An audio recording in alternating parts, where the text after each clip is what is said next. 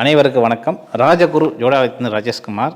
தனி நபர் ஒருத்தர் கேட்ட கேள்வி, பரமபதத்துக்கும் நம்ம வாழ்க்கை சாதகம் பாதகம் என்ன சார் அப்படின்னு கேட்டிருக்காங்க. அதில் நான் இப்போ சாதகம் சம்மந்தப்பட்ட அமைப்பை கொண்டு நம்ம பேச போகிறேன். பரமபதம், பரமன் ஆடிய பதம். இந்த பரமபதத்தை எப்போல்லாம் ஆடுவாங்க கேட்டிங்கன்னா, வைகுண்டம் ஏகாதசி மறுநாள் வைகுண்ட ஏகாதசினா அன்றைக்கி மொதல் நாளே என்ன பண்ணுவாங்க, விடிய கண்ணு முடித்து விடிய பொழுது ஆகிறதுக்கு முன்னாடி பெருமாள் கோயிலுக்கு போய் பெருமாளை தரிசனம் பண்ணிட்டு வந்து அதுக்கப்புறம் விரதத்தை முடிப்பாங்க. ஏன்னா இது விரதம் கூடிய நாள் அப்படின்னு சொல்லுவாங்க. ஏன் இந்த பரமபதத்துக்கும் மனிதனுடைய தொடர்பும் என்னன்னு கேட்டிங்கன்னா, குண்டனி சக்தி, சித்தர்களுடைய வாக்கியப்படி குண்டனி சக்தி சொல்லக்கூடிய அமைப்பு யாருக்கு நல்லபடி கிடைக்கும். நான் ஒரு சித்த யோகி, நான் சித்தராகி அந்த யோக பலத்தை அமைப்புகள் எனக்கு வரணும் அப்படின்னு எதிர்பார்த்துக்கூடிய நிறைய பேர் இருக்கிறாங்க.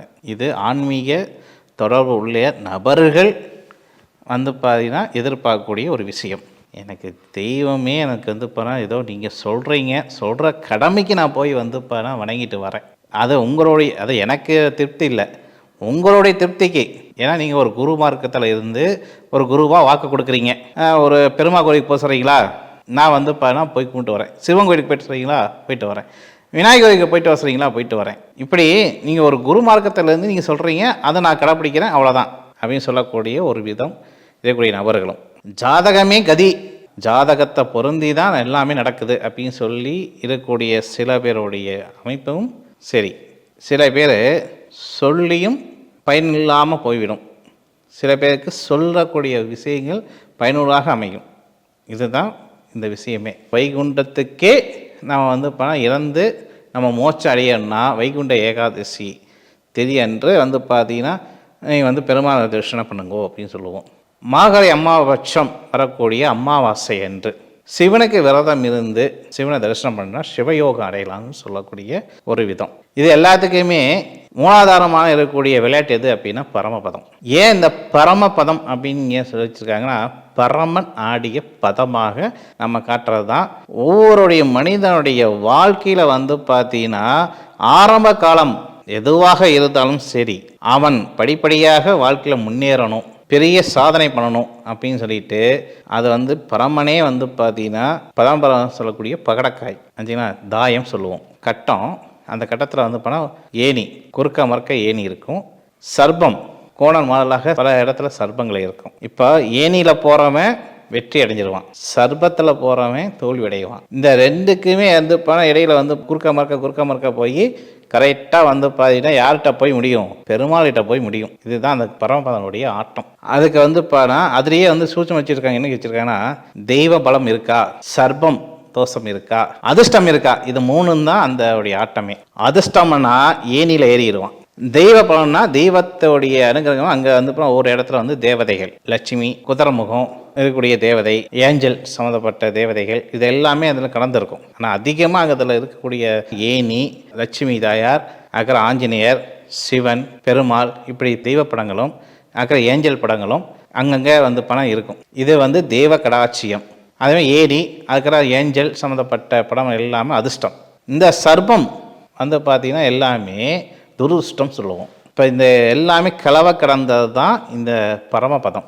இதை யாராவது மாற்ற முடியுமா? முடியாது. சரி, இந்த பரமபதத்துடைய நமக்கு சாதகமான நட்சத்திரங்கள் அடிப்படையில் வச்சு பார்க்க போகும்போது, ராகு அமைப்பு கொண்ட நட்சத்திரங்கள் இருந்தால் நமக்கு சில யோகங்களே சர்ப்பமே கொடுக்கும். அதுவே அடுத்தது ஏனி அப்படின்னாவே நமக்கு அதிர்ஷ்டம். அதிர்ஷ்டம் என்பது பாவாதிபதி 8ஆம் இடம், மறைமுகமான அதிர்ஷ்டம், பூர்வபுணி மூலமாக அதிர்ஷ்டம். இந்தமாரி அதிர்ஷ்டங்களை நம்ம சரிப்படுத்தி பார்க்க வேண்டும். அடுத்தது பரமன் சொல்லக்கூடிய பெருமாள், சிவன். பொதுவாக பெருமாள் எடுத்துக்கலாம். இப்போ பெருமாளுக்கு உண்டான புதன் பகவானுடைய நட்சத்திரம் கொண்ட நட்சத்திரங்கள் இதில் வரிசையில் இப்போ திருவாதிரை, சுவாதி, சதயம் இருக்கிறவங்களுக்கு அடிமட்டத்திலிருந்து மேல் போக எவ்வளோ சிரமங்கள் பட்டாலும் அந்த தெய்வ கடாட்சத்தோடு வரணும்னு சொல்லி நினைவூட்டுறது தான் இந்த பரமபதம். என்னதான் பெருமாள் அப்படின்னு நம்ம வாயிட்டு சொன்னாலும் அந்த பெருமாள்கிட்ட போகிறதுக்கு மனிதராகிய நமக்கு அந்த வைகுண்டத்துக்கு போகிறதுக்கு நம்ம வந்து பணம் ஒவ்வொரு ஏணிப்படியாக ஒவ்வொரு உழைப்புகளை சுட்டி காட்டுறதுக்கு அந்த ஏணி வரிசை. அந்த ஏணி வரிசையில் நம்ம போயிட்டு இழப்பாறதுக்கு தெய்வத்தோட அனுகிரகம் நமக்கு தேவைப்படுறதுனால தான் அந்தந்த இடத்துல ஒவ்வொரு இடத்துல ஒரு முக்கியமான இடத்துல எல்லாம் வந்து ஒவ்வொரு தெய்வங்கள் இருப்பாங்க.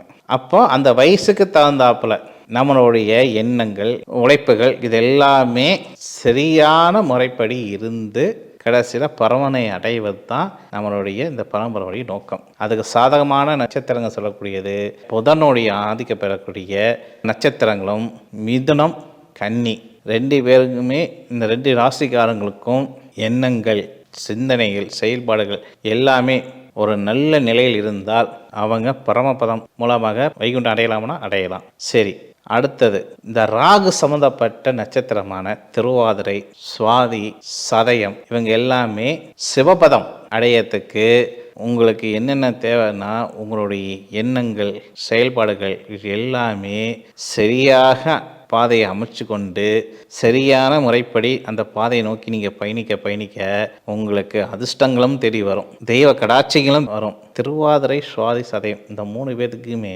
இந்த 3 நட்சத்திரக்காரங்களும் இளமையில் வந்து பார்த்தீங்கன்னா ரொம்ப கஷ்டங்கள் பட்டு துன்பங்கள் பட்டு துயரங்கள் பட்டு எல்லா விஷயத்திலையும் வந்து ஏற்ற இறங்கத்தோட வாழ்க்கை வாழ்ந்து கடைசி முடிவில் வந்து பார்த்தீங்கன்னா அப்பனே சிவனேசா அப்படின்னு சொல்லிட்டு அதிகமாக வந்து கும்பிட ஆரம்பிப்பாங்க. அதை ஆரம்பிக்க என்னன்னு கேட்டிங்கன்னா சிவபதம் போக வாய்ப்புனே இருக்குது. அப்போது இந்த புதன் நட்சத்திரக்காரங்களும் ராகு நட்சத்திரக்காரங்களும் அடிக்கடி பரமபதம் சொல்லக்கூடிய தாயத்தை நீங்கள் ஆடி தான் உங்கள் வாழ்க்கையில் வந்து முன்னுக்கு வரணும். இப்போ ஒன்றும் இல்லை, உங்களுக்கு ரொம்ப திக் ப்ரெஷராக இருக்கா, ஒன்றும் இல்லைங்க, நான் சொல்கிறமே செய்யுங்க.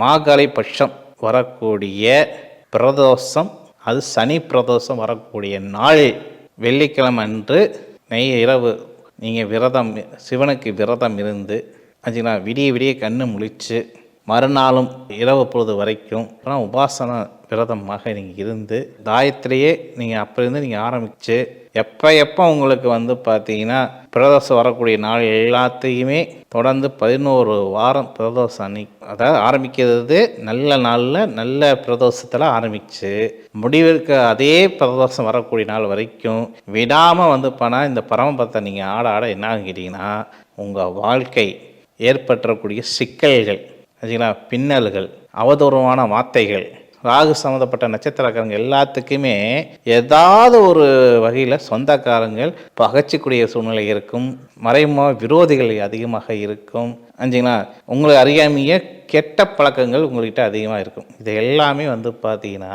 ஆட்டோமேட்டிக் இந்த பரமபதம் நீங்கள் ஆட உங்களுக்கு சாதகமாக அமையுமானா நிச்சயம் அடையும். அது யார் உங்களுக்கு சாதகப்படுத்தி கொடுப்பாருன்னா சிவபெருமானே சாதகப்படுத்தி கொடுப்பார். அதுவே புதன் பகவான் உடைய நட்சத்திரக்காரங்க வைகுண்டம் சொல்லக்கூடிய வைகுண்ட ஏகாதசி மொதல் நாள் நைட்டு இருந்து அதே நீங்கள் விரதத்தோட நீங்கள் ஆரம்பித்து தொடர்ந்து எப்போ ஆரம்பிக்கிறது நல்லா இருக்கணும், வைகுண்ட ஏகாதசியாக இருக்கணும், அதேமாரி வந்து முடிக்கிறதும் வைகுண்ட ஏகாதசியாக இருக்கணும், விடாமல் நீங்கள் தொடர்ந்து இந்த பரமபதம் நீங்கள் ஆட நிச்சயம் உங்களுடைய வாழ்க்கை மாறும் என்று நான் சொல்லி உங்களிடம் விடைபெறுகிறேன். மீண்டும் இனிதொரு நிச்சயம் சந்திக்கிறேன். உங்களிடம் விடைபெறுவது ராஜேஷ்குமார். நன்றி, வணக்கம்.